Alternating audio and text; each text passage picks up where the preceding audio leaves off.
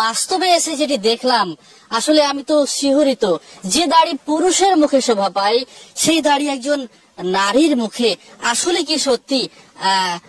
খালাম্মা, আমি আপনার ছেলের বয়সে কিছু মনে না করলে আমি একটু হাত দিতে পারবো দাড়িতে, দেব? আল্লাহু আকবার, আল্লাহু আকবার। দর্শক দেখতেই পাচ্ছেন যে এই সেই দাড়ি। অনেকেই বলে নকল দাড়ি, কেউ বলে মানে নানান মন্তব্য করে, কিন্তু এটা যে রিয়েল দাড়ি আমি যে টানতেছি আসলেই যে দাড়ি। চাচি, এই দাড়ির রহস্যটা কি এটা একটু দেশবাসীকে জানাতে চাই। কিভাবে আপনার মুখে লোম গজলো? প্রথমে হাসিনা পাশ করলে কত 96 না কত, হ্যাঁ ক্ষমতা ছিল, প্রথম পাশ করলে।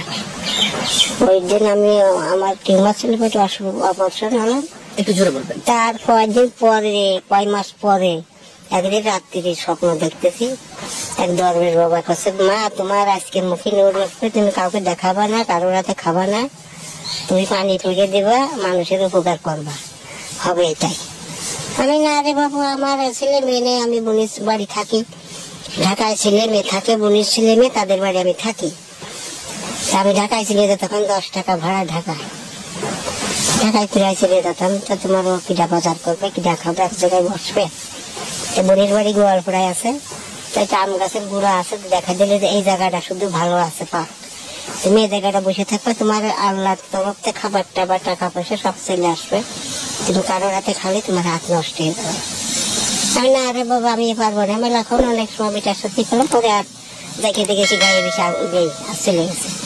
আমার এত বড় টাকা তারা দিল আর একটা মেকআপ দিল, যেটা কাউকে দেখাবা না। এটা কি স্বপ্নের মাধ্যমে দেখাচ্ছে আপনাকে? স্বপ্নের মাধ্যমে দেখাচ্ছে এবং বাস্তবে পরিণত হচ্ছে? হ্যাঁ, আমি গেছি না গো, আমি গরমের মধ্যে মুখ বেঁধে থাকতে পারবো না, আর আমি নেব না। তাকে দেখি সকালে, রাতে ঘুম ভেঙে গেছে, ফজর হলে ঘুম ভেঙে যায়, 3টে বাজে ঘুম ভেঙে যায়। দেখি তো ওগুলো আবার হাতে দেখে ওই বাসের তেলে থুয়ে বাইরে আসি, বাইরে কাজ করে দাঁত মাছতে বারান্দায় বসে আর ওই সাবান নিয়ে টমকি, তখন ওই হাতে এক কোয়ার করা একবারে। করতেছে? হ্যাঁ, এক কোয়ার রাত্রি হয়ে গেছে, এক কোয়ার। আচ্ছা, পুরো। আমি তখন বলছি, ভাড়া ছিল বন্ডির বাড়ি গেছে, তোরা বৌমা এই আলমার দেখছো তোরা, আমার কি হয়েছে দেখে যা। তা দু একদিন আমাকে ডাকি, ফাঁকি দিয়ে ডাকি, ওরা বেশি আসে না, খালা খালি ব্যবসা করে। আমি না আজকে আয় দেখে যা একটা জিনিস, তা ওরা আসলো, 2-4 বয়স লোকে ফুবো কি করছে, আমি দেখে আমার মুখে দাঁড়ি। তো বিশ্বাস তো করলে না, তা সকল মিলে ছেলে দেখতে, দেখলে তো সত্যি। তারপর দেখ আমার রাত্রি মেলা কিছু দেশায়, দেখে আসি। ঘরে এসে দেখে জাননি, ওদের কুয়ে দিছি, দেখতে ঘরে এসে দেখে জাননি। ও, আপনাকে যারা দিয়েছিলেন মানে গায়েবী ভাবে, এটা স্বপ্নের মাধ্যমে দিয়েছিলেন। কি কি দিয়েছিলেন? ওই টাকা, অনেক মোটা একটা টাকা, আর ওই মেকআপ, আর একটা সোনার মানলি। বলে যে তোমার অভাব হবে না। আমি কইছি আমি কোনো জায়গায় যাইনি, আমি কি করে বাজার করে খাবো, আমি খুদে কুটুম বাড়ি বাড়ি খেয়ে বেড়া, আমার কি এমন, আমি 40 বছরের বিধবা, এভাবে বলেছি।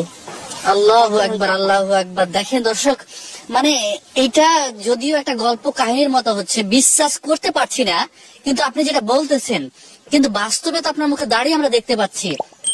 তার মানে ওই ঘটনাটা আপনাকে বলতে নিষেধ করা হয়েছিল, আপনি অন্য কাউকে বলে দিয়েছিলেন, যার কারণে বাসায় এসে দেখলেন ওই সমস্ত টাকা সোনা দানা যা দিয়েছিলেন গায়েবী ভাবে সেগুলো আর নাই।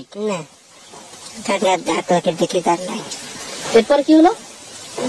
এরপরে আর কি, ওখানে থাকেন আপনি, আমি কথা বলছি একটু। হ্যাঁ, এরপরে আর মানুষ সবাই জানিয়ে গেল, লোকজন ভরে আসতো সে বাসায়, এরকম পানি ভরে দেওয়ার, গাছ ধরে দেওয়ার, এটা ভরে দেওয়ার। আমি না, আমি এসব করবো না, তোরা যা। তাও সে লোকজন ছাড়তো না, সবাই আসতো।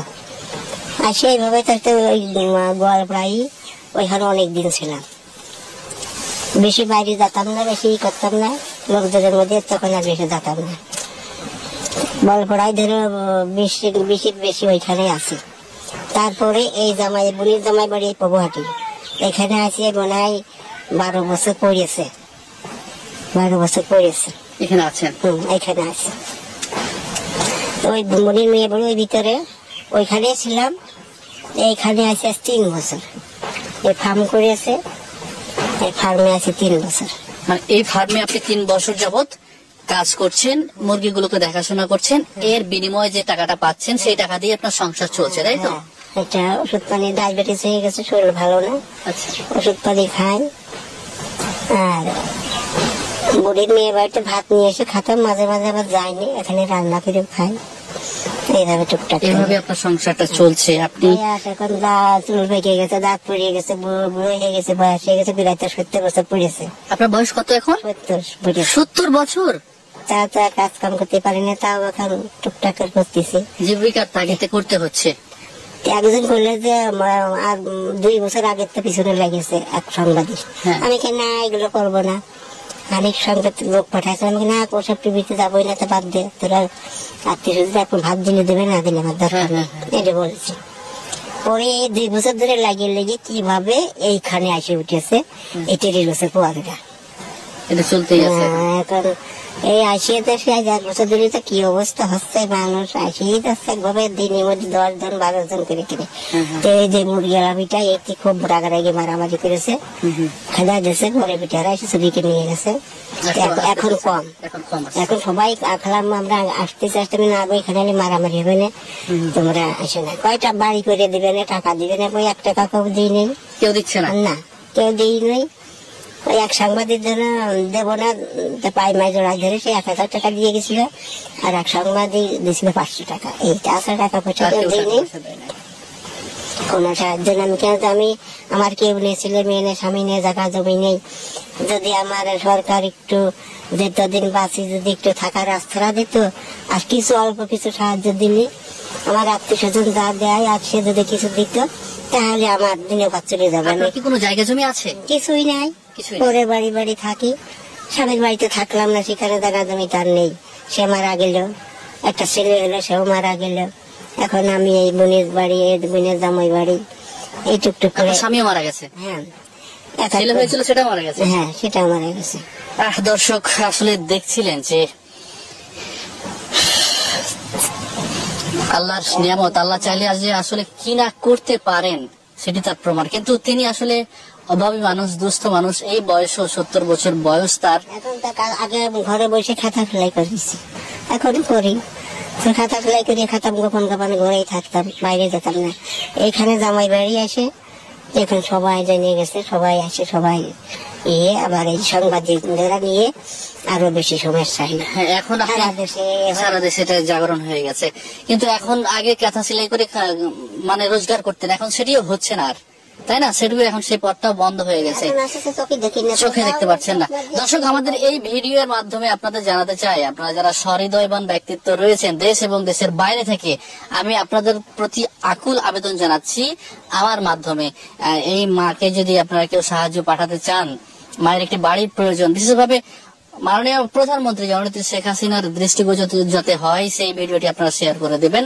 কারণ তিনি চাইলে তিনি সবাইকে যেহেতু একটি আশ্রয়স্থল ব্যবস্থা করে দেন, আমার মনে হয় তিনি তাকে মাকে একটি বাড়ি করে দেবেন এবং তার রুজি রোজগারের জন্য কোনো ব্যবস্থা করে দেবেন বলে আমরা বিশ্বাস করি। আপনি কি কিছু বলতে চান আমাদের দর্শককে?